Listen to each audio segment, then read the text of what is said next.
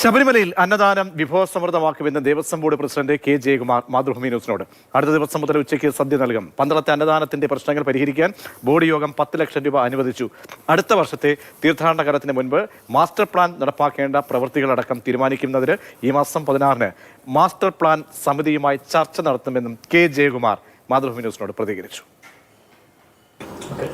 Devaswom board യോഗത്തിന് ശേഷം president K Jayakumar മാതൃഭൂമിയോട് സംസാരിക്കുകയാണ്. സാർ, പ്രധാനപ്പെട്ട യോഗം സാറ് ചുമതലയേറ്റ ശേഷമുള്ള ഒരു പ്രധാനപ്പെട്ട യോഗമായിരുന്നു. അപ്പോൾ ഇന്ന് പ്രധാനമായിട്ട് എന്ത് തീരുമാനങ്ങളൊക്കെ എടുത്തു? പ്രധാനമായിട്ട് നമ്മളെ പുതിയ ക്രമീകരണങ്ങൾ, അജണ്ട കൊണ്ടുവരുന്നതിനൊക്കെ ചില ക്രമീകരണങ്ങൾ, അതനുസരിച്ചുള്ള ക്രമീകരിക്കപ്പെട്ട ഒരു അജണ്ടയാണെന്ന് ചെയ്തത്.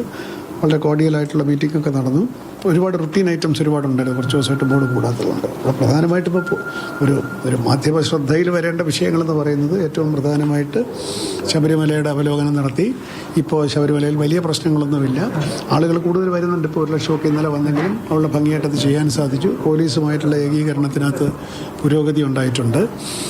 ഇപ്പോൾ കൊച്ചു ഇഷ്യൂസ് അവിടെ മെസ്സിൻ്റെ ഫുഡിനെ പറ്റിയൊക്കെ അത് മാറി, ഇപ്പോൾ നന്നായി. പിന്നെ ഒരു തീരുമാനം എന്ന് പറഞ്ഞാൽ അന്നദാനം നടത്തുന്നതിൻ്റെ രീതിയാണ്. അന്നദാനത്തിലെ ഈ പുലാവ്, സാമ്പാർ എന്നൊക്കെ തുടങ്ങിയ വളരെ ഫണിയായിട്ടുള്ള ഒരു അജണ്ട, ഒരു മെനു അതൊക്കെ മാറ്റി കേരളീയ സദ്യ കൊടുക്കാൻ തീരുമാനിച്ചു.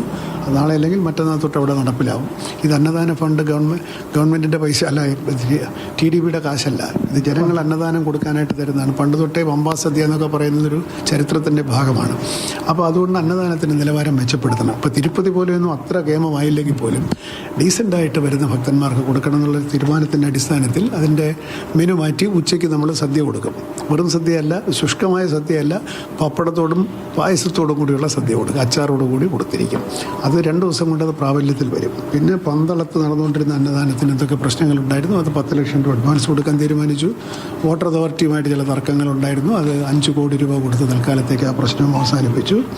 പിന്നെ ഈ മാസം 16-ാം തീയതി മാസ്റ്റർ പ്ലാൻകാരുമായിട്ടുള്ളൊരു ചർച്ച വെച്ചിരിക്കുകയാണ്. മാസ്റ്റർ പ്ലാൻ നടപ്പിലാക്കുന്ന ഉന്നതാധികാര സമിതി 26-ാം തീയതി കൂടാനിരിക്കെ അതിന് മുന്നോടിയായിട്ട് ബോർഡും മാസ്റ്റർ പ്ലാനിലെ പദ്ധതികളുമായിട്ടൊരു ഏകീകരണത്തിനും അടുത്ത വർഷത്തെ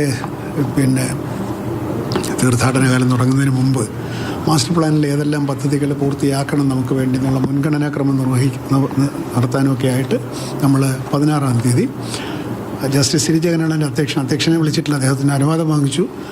ബാക്കി അംഗങ്ങളെ വിളിച്ചിട്ട് ബോർഡ് ഒരു വിലയിരുത്താനായിട്ട് ഫുൾ ബോർഡ് കൂടുന്നുണ്ട് 16-ാം തീയതി. ഇതൊക്കെയാണ്. ഇനി അടുത്ത ബോർഡ് 29-ാം തീയതിയാണ്.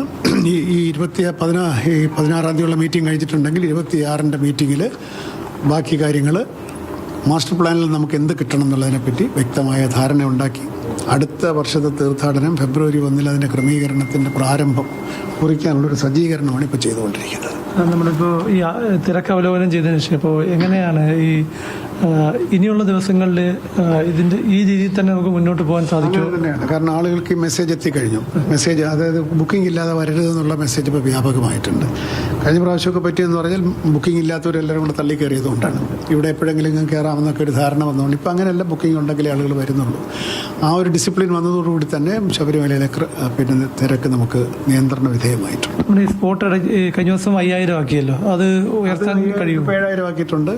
എരുമേലിയിൽ 1000 ആക്കാൻ തീരുമാനിച്ചു. അതൊക്കെ നമുക്ക് സ്വാതന്ത്ര്യം തന്നിരിക്കുകയാണ് കോടതി. യഥേഷ്ടം അവിടെ തീരുമാനങ്ങൾ സ്ഥിതിഗതി വിലയിരുത്തി തീരുമാനിക്കാനാണ് പറഞ്ഞിരിക്കുന്നത്. സാർ, നമ്മുടെ ഈ മീനമാസത്തിലെ ഒരു പ്രാഥമികമായിട്ട് ഒരു പരീക്ഷണാടിസ്ഥാനത്തിൽ ഒരു കൊടിമരച്ചോട്ടിൻ്റെ കൂടെ അകത്തേക്ക് കയറുന്ന ഒരു സംവിധാനം ആലോചിച്ചാൽ അത് മാസപൂജയ്ക്ക് അത് ആലോചിച്ച് നോക്കാന്നേ ഉള്ളൂ. ഇപ്പോൾ പറയാൻ പറ്റത്തില്ല, നമുക്ക് നോക്കാം. ശരി, താങ്ക് യു.